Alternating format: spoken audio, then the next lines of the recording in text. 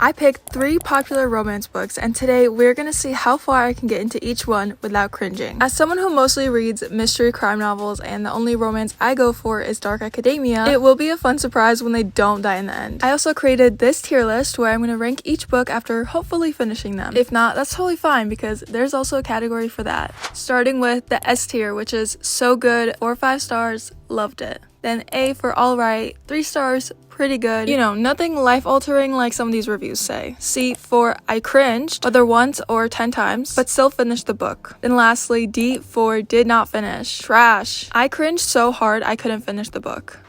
Hi. So last night I read the first chapter of my first book of this challenge, that book being Big Fan, A Modern Romance by Alexandra Romanoff. So I really tried not to look too much into what each book was about before reading it, you know, just to keep myself a little bit surprised and try not to have a bias. And I'm totally gonna contradict myself right now, but I did know what Big Fan was about just because I saw a TikTok review for it, but I don't know what the other 2 are about. I actually read a lot of this book on Libby because my library didn't have any like physical copies available. I literally belong to 2 libraries and I couldn't get a hold of one. As you can see, I'm on chapter 2 now. There is this line that literally made me chuckle out loud. I'm not gonna read it, but I'll put it up on the screen right now. I thought that was funny. So far, so good. Haven't cringed yet. It's the next day now and I'm about halfway done. This book has me kicking my feet and giggling. Usually I need a lot of plot and relationship building just because it's hard for me to get into characters sometimes. But even with how fast-paced this book is, the author does such a good job describing the characters and makes them immediately lovable, making it really easy to get into. I really appreciate her internal monologue of putting herself first in any way that it might manifest itself instead of just self-sabotaging and being like boy crazy.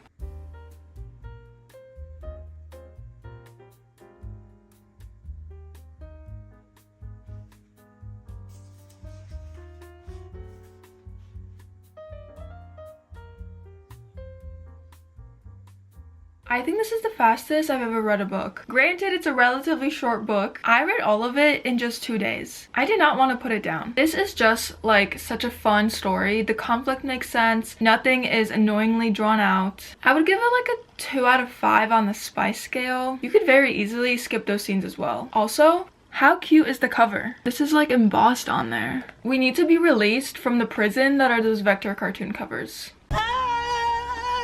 Guys, we started out so strong. This is a 5 out of 5 read for me.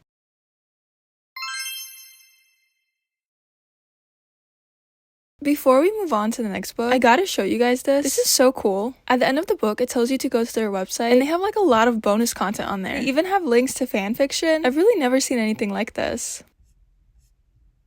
The next book I chose to read is The 7-Year Slip by Ashley Poston. So like I said, I have no clue what this book is about, but first impressions, I just watched the show one day for the first time, and I don't know if I'm right, but it's giving me that same vibe. Maybe there's gonna be like some type of time jump, which I wouldn't be mad about because I am still not over one day. It was actually quite gorgeous in her 20s.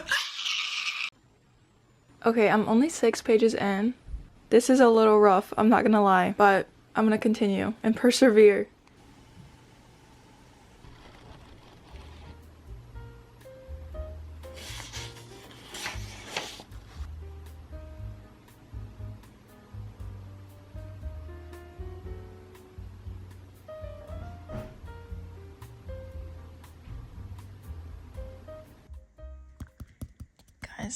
The dots are connecting. I'm connecting the dots. The clip that you just saw was from last night. I'm gonna be honest with you guys, at first I was a little bit iffy about this book. I did have a couple moments where I kind of cringed.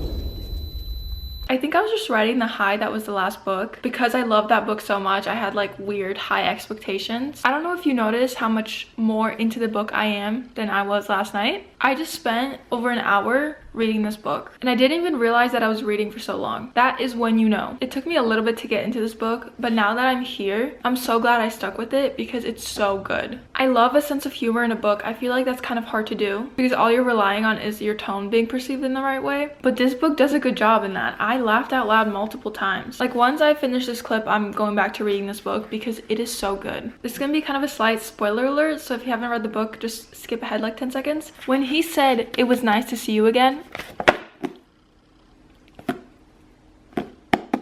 yeah, That was good. That was good. That got me. Back on the tier list. In total, the book took me 5 days to finish, but I read the second half all in that one day. Dare I put it in front of Big Fan? No, I'm just kidding. It's obviously not a fair comparison, but I am putting it in so good. I thoroughly enjoyed this book. I'd give it like a 3 out of 5 on the spice scale, just because they're much harder to skip. They're all like intertwined into the scene and plot.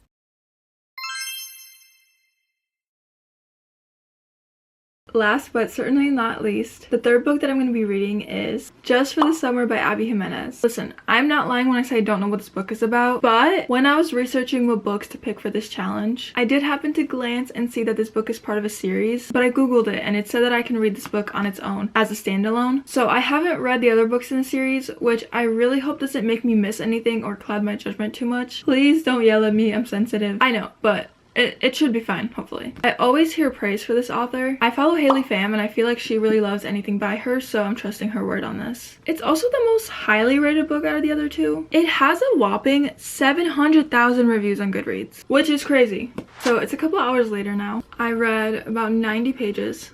It's not even a joke anymore. One day it's haunting me because her name in the book is also Emma. Are you kidding me? I didn't even realize until I was on page like 78. Something about this book is you figure out the premise pretty quickly, unlike the 7-Year Slip where it doesn't really get revealed until later. I did not expect the emotional turmoil that this book has, and honestly, I don't really care for it. I actually almost stopped reading because it's obviously the big conflict of the book, and you figure one of two things happen, right? She either sacrifices her life of traveling and freedom for this guy, or she doesn't. And then you have her mom potentially screwing with her job. Don't get me wrong, I think this book is written very well. It's not bad writing in any means. I just don't really think it's my cup of tea. I also hate real world references, so the multiple Starbucks shoutouts really cringe me out. Plus, guys, fun fact, I very briefly worked at a Trader Joe's a couple summers ago, so I'm getting like PTSD whenever that gets mentioned as well.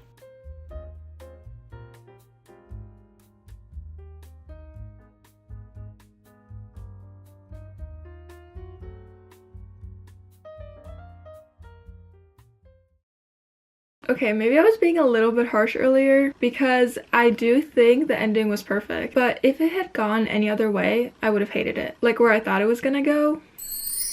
I have never gone through the mental trauma these characters went through, especially focusing on Emma, so it's easy for me to kind of dismiss the storyline, but I do still stand on some of the things I said earlier. But maybe that's on me for not checking the content warnings. I also thought this book was going to be spicier. Pleasantly surprised it wasn't though. I'm gonna put Just for the Summer an alright. I'm sorry, I think it's a good book, but I wasn't feeling to finish it like I was with the other two, and it just had some parts I did find a little bit cringy.